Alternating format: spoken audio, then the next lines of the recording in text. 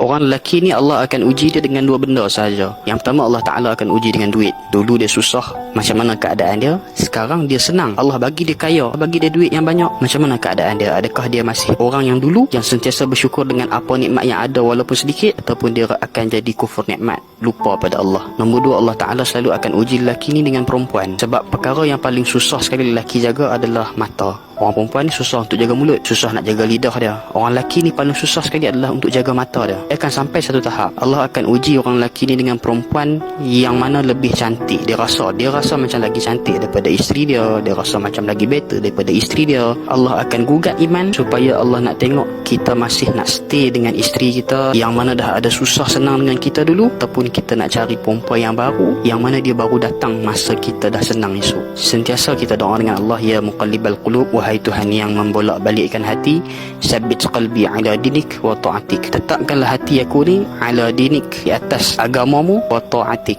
taat aku kepadamu. Tak minta Allah Ta'ala jauhkan kita daripada benda yang tak baik. Allah sentiasa bagi kita rasa cukup dengan apa yang ada. Kita akan jadi the better person, insyaAllah.